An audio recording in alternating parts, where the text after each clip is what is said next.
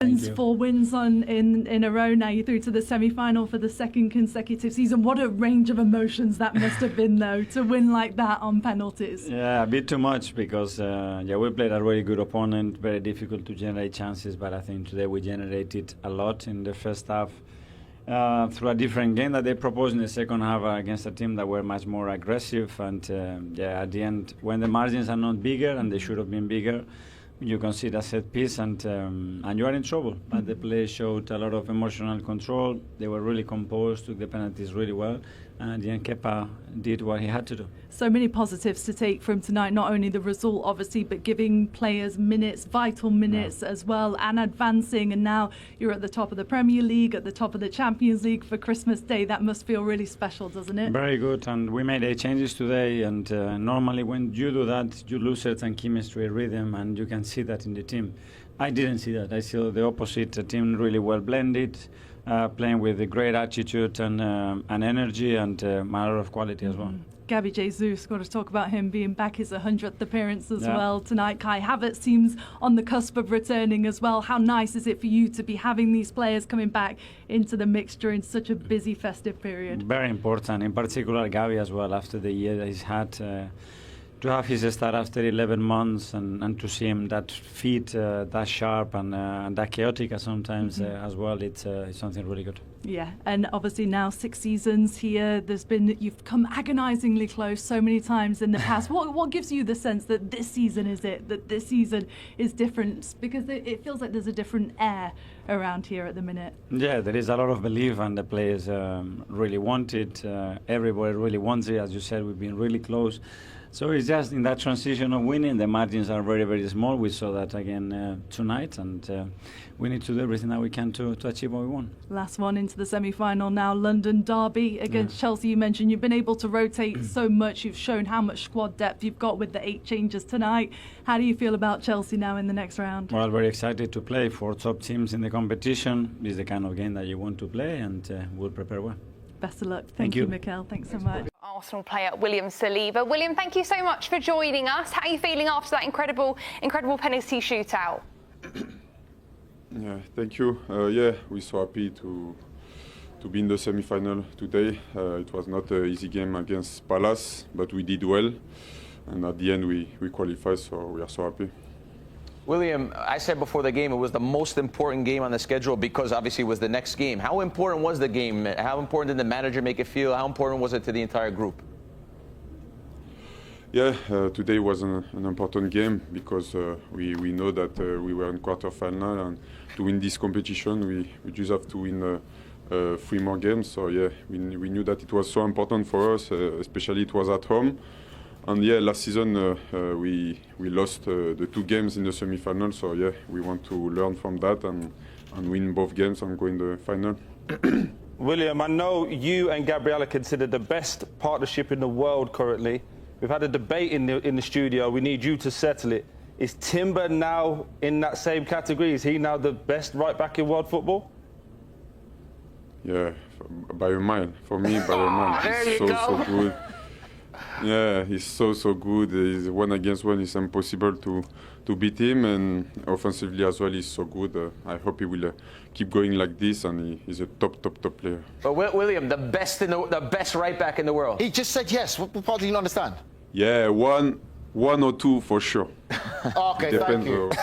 But 1 or 2. Yeah. William, with all the competition that you guys are still in and everything, and all the talk about Arsenal needing to win something, how do you guys stay focused as a group? Do you guys keep all the negative noise outside and just concentrate on yourselves, or deep down do you guys still really let it affect you?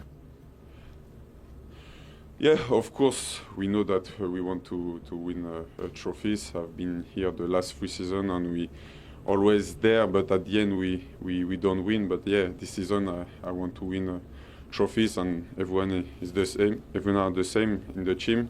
We know we have pressure, but it's a good pressure when you are in Arsenal. You have to win trophies, so yeah, it's good for us. But we're still in December. We know that we have a lot of games to go. We are all in every competition, and we need to keep going like this and hopefully win trophies at the end of the season. I want to look ahead. Just put it to your perspective now. When you start to visualize and manifest that these things can actually happen. What would be the biggest achievement? Would it be the Premier League or the Champions League for you, if you could choose one right now?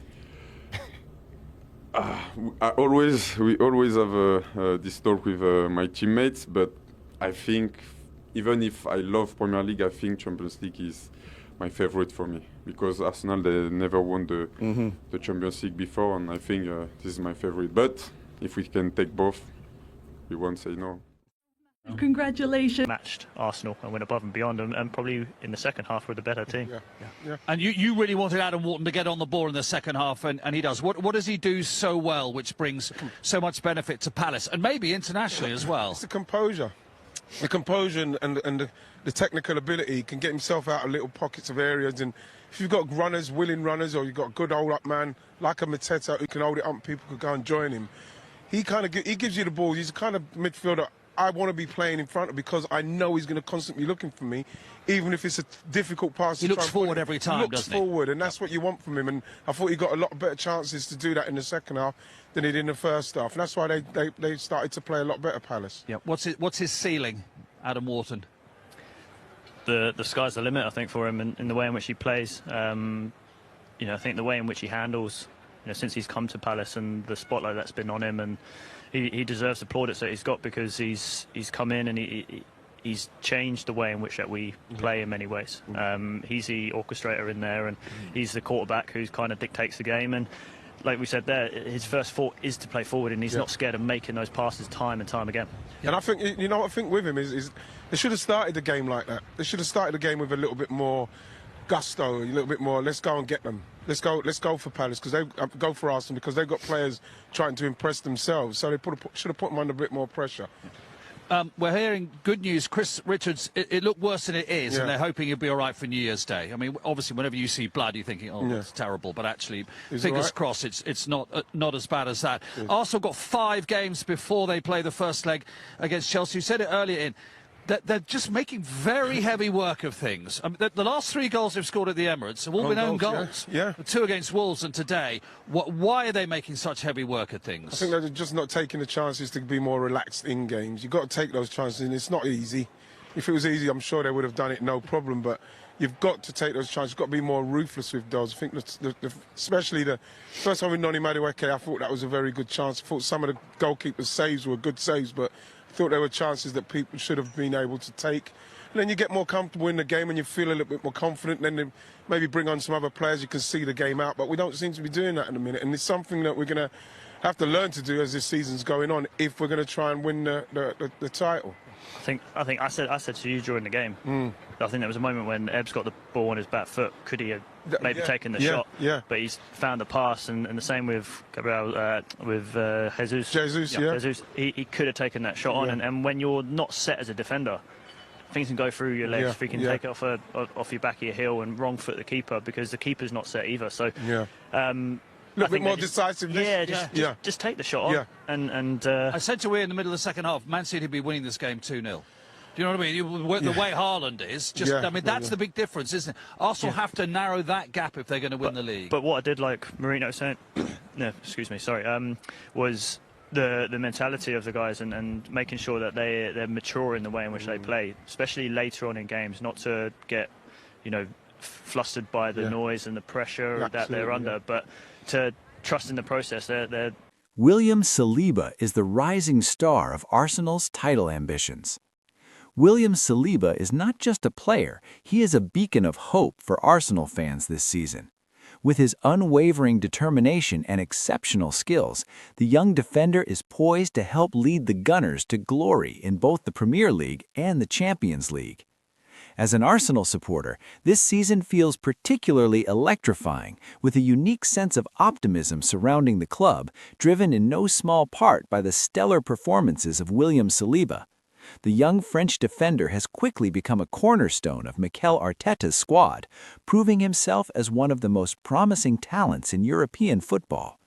Saliba's journey to Arsenal has been a tale of perseverance, having honed his skills through various loan spells before establishing himself at the heart of the Gunners' defense.